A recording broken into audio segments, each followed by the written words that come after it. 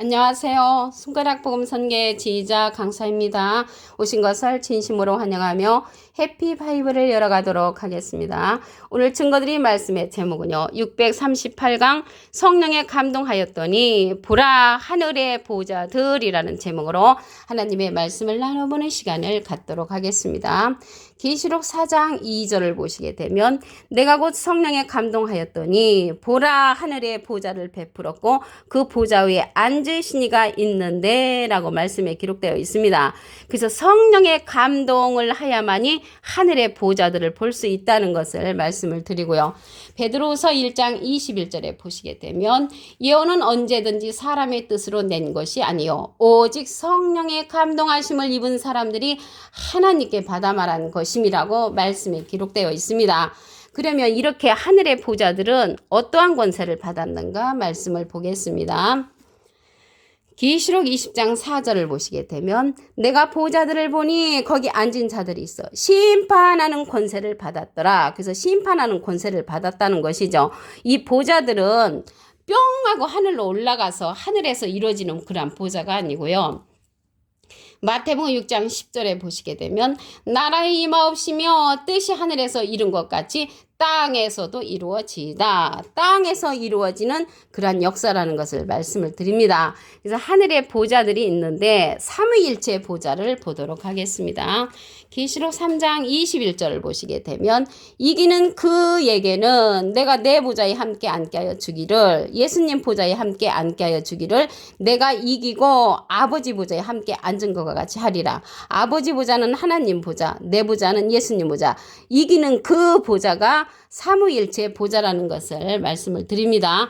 하나님과 예수님은 영으로 계시잖아요. 그래서 하나님은 요한복음 4장 24절에 하나님은 영이시니 예배하는 자가 신령과 진정으로 예배한다고 했고요. 고린도서 3장 17절에 주는 영이시니 주의 영이 계신 곳에는 자유함이 있다고 했습니다. 그래서 하나님과 예수님은 영으로 계시기 때문에 이기는 그를 우리에게 보내주신다는 것을 말씀을 통하여 알 수가 있습니다. 그러면 좌우보좌를 보도록 하겠습니다. 마가복음 10장 37절을 보시게 되면 우리를 하나는 주의 우편에 하나는 좌편에 앉게 하여 주옵소서. 그래서 좌우보좌 예수님 좌편과 우편에 좌우보좌가 있다는 것을 말씀을 드립니다. 네 생물의 네 보좌를 보도록 하겠습니다. 계시록 4장 6절을 보시게 되면 보좌 앞에 수정과 같은 유리 바다가 있고 보좌 가운데와 보좌 주위에 네 생물이 있는데 앞뒤에 눈이 가득하더라. 많은 눈을 갖고 있는 보좌 가운데 네 생물이 있다는 것을 알 수가 있습니다. 이 네 생물은요, 에스겔서 10장 20절에 보시게 되면 하나님의 아래에 있던 생물이라고 했습니다. 그래서 하나님의 아래에 있는 사명자라는 것을 말씀을 드리고요. 여기 눈이 가득하다고 했는데 이사야 29장 10절에 보시게 되면 대저 여호와께서 깊이 잠들게 하는 신을 너에게 부어주사 너의 눈을 감기셨으니 눈은 선지자요. 그래서 눈은 선지자라는 것을 알 수가 있고요. 많은 눈을 가득하게 갖고 있는 그 자가 네 생물인데 보좌에 형성된 그러한 사명자라는 것을 알 수가 있습니다. 네 생물의 네 보좌가 계시록 4장 6절에 형성되어 있고요. 하나님의 일곱 영의 일곱 보좌를 보도록 하겠습니다. 계시록 5장 6절을 보시게 되면 내가 보니 보좌 네 생물과 장돌 사이에 어린 양이 섰는데 일찍 죽임을 당한 것 같더라. 일곱 뿔과 일곱 눈이 있으니 아까 눈은 선지자라고 했잖아요. 일곱 선지자를 가리키는 것이고요. 이 눈은 온 땅에 보내심을 본 하나님의 일곱 영이라 온 땅에 보내셨다는 것을 볼 때 세상에 나와서 활동한다는 것을 알 수가 있고요. 하나님의 일곱 영이라고 했습니다. 그래서 이 하나님의 일곱 영은 일곱 보좌를 형성한다는 것을 말씀을 드립니다. 누가복음 22장 30절에 보시게 되면 너희로 내 나라에 있어 내 상에서 먹고 마시며 또는 보좌에 앉아 이스라엘 12지파를 다스리게 하려 하노라. 그래서 12지파를 다스리는 그 보좌는 12보좌를 형성한다는 것을 말씀을 드립니다. 마지막으로 이 하늘의 보좌가 24 보좌들이 또 있습니다. 계시록 4장 4절에 보시게 되면 보좌에 돌려 24 보좌들이 있고 그 보좌들 위에 24 장로들이 흰 옷을 입고 머리에 금멸관을 쓰고 앉았다고 했습니다. 그래서 24 보좌가 형성이 됐다는 것을 알 수가 있고요. 24 보좌, 하나님의 7영의 7보좌, 네 생물의 4보좌, 좌우편의 2보좌, 삼위일체의 1보좌 전부 다 합하면 50보좌라는 것을 알 수가 있습니다. 그래서 하늘의 보좌는 50보좌가 형성됐다는 것을 알 수가 있고요. 우리가 청와대 같은 데서도 보좌권이 있죠. 기업체에도 보좌권이 있듯이 하늘의 보좌권도 50보좌로 형성됐다는 것을 말씀을 드립니다. 그러면 성령의 감동을 해야만이 하늘의 보좌들을 볼 수가 있는데 어떠한 성령이냐면요. 예수님의 이름으로 보내는 성령이 있습니다. 요한복음 14장 26절을 보시게 되면 보혜사 곧 아버지께서 내 이름으로 보내실 성령, 예수님의 이름으로 보내는 성령이 있단 말이죠. 그 자가 보혜사인데 예수님도 사실은 보혜사시잖아요. 그런데 또 다른 보혜사입니다. 여기 또 다른 보혜사라는 것은 요한복음 14장 16절에 보시게 되면 내가 아버지께 구하겠으니 그가 또 다른 보혜사를 너에게 주사 영원토록 너희와 함께 있게 하시리니 저는 진리의 영이라. 그래서 진리의 영으로서 또 다른 보혜사를 우리에게 보내주는 그 자를 만나야만이 우리가 하늘의 보좌들을 깨우침을 받을 수가 있다는 것을 말씀을 드립니다. 진리의 영은 진리의 성령인데 요한복음 16장 13절에 보시게 되면 진리의 성령이 오시면 그가 너희를 모든 진리 가운데로 인도하시리니 그가 자의로 말하지 않고 오직 듣는 것을 말하시며 장래일을 우리에게 알려준다고 했습니다. 그래서 진리의 성령을 만나야만이 하늘의 보좌들을 우리가 깨우침을 받을 수가 있는 것을 말씀을 드립니다. 예수님은요 마태복음 3장 16절에 보시게 되면 비둘기 같은 성령을 받으셨습니다. 여기 보혜사가 아버지께서 예수님의 이름으로 보내는 성령인데 또 다른 보혜사라고 말씀을 드렸잖아요. 이 보혜사는요 대원자라는 뜻을 갖고 있습니다. 요한일서 2장 1절에 보시게 되면 나의 자녀들아 내가 이것을 너에게 쓰면 너희로 죄를 범치 않게 하려 함이라. 만일 누가 죄를 범하면 아버지 앞에서 우리에게 대원자가 나옵니다. 대원자 앞에 조그만하게 삼자가 있습니다. 관조 성경 해석란에 보시게 되면 보혜사라고 기록되어 있습니다.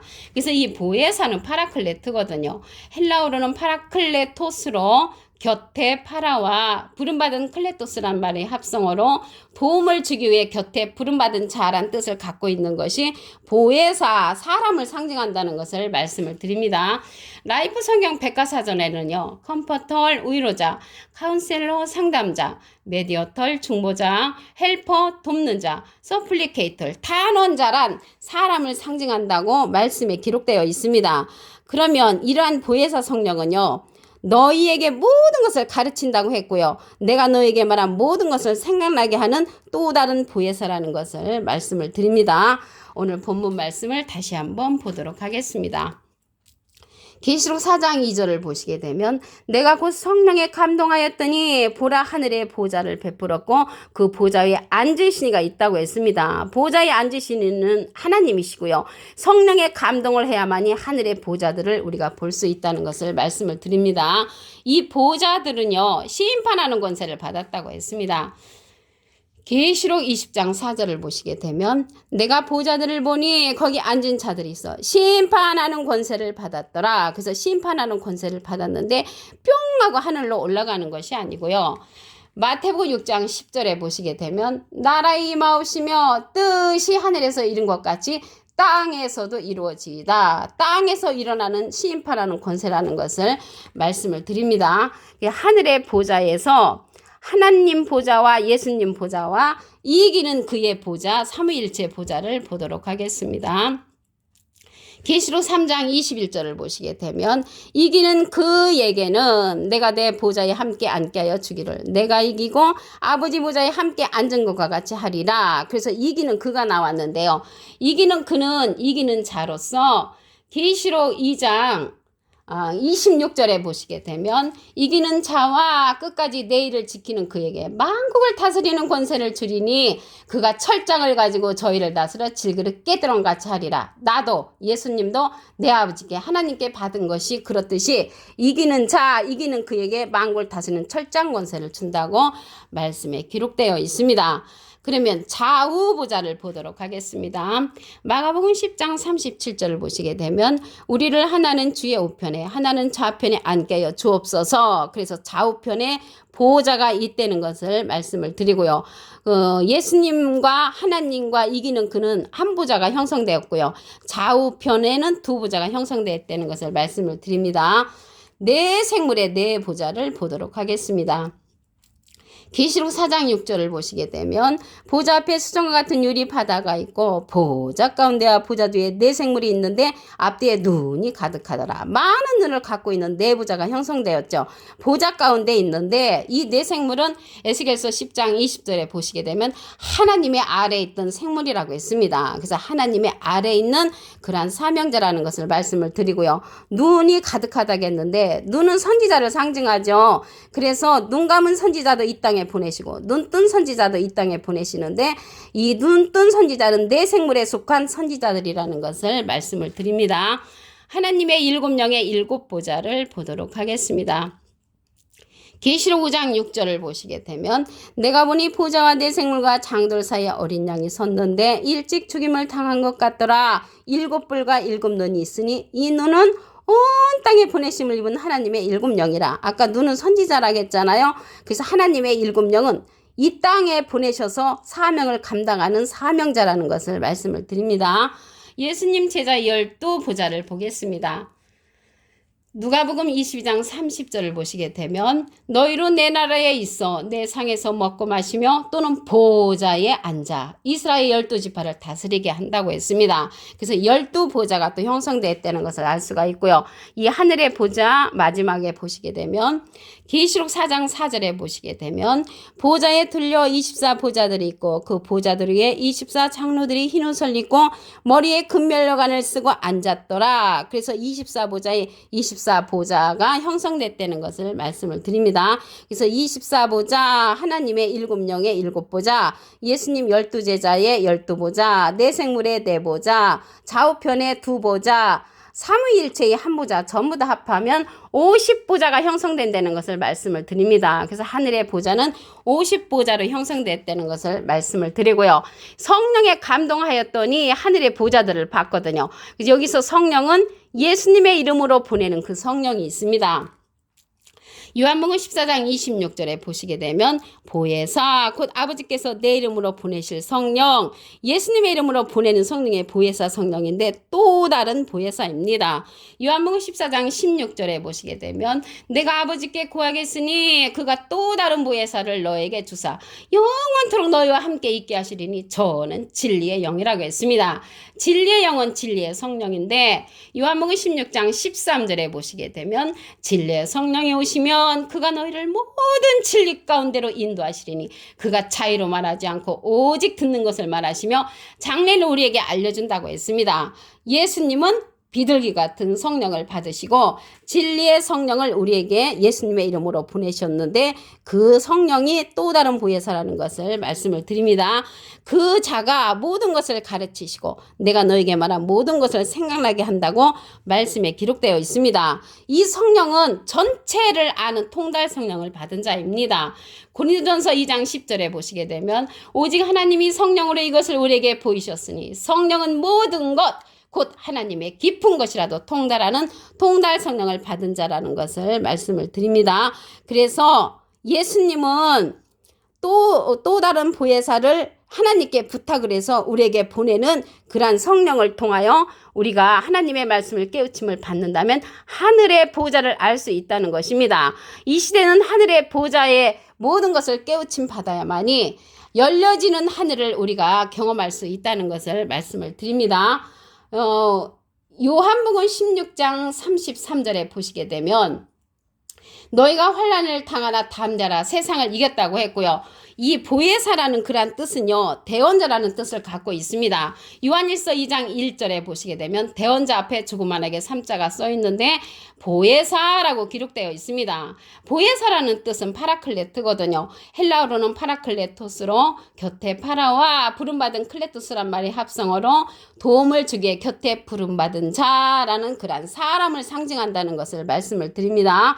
오늘 638강 성령에 감동하였더니 보라 하늘의 보호자들이라는 제목으로 하나님의 말씀을 나눠보는 시간을 가졌습니다. 감사합니다.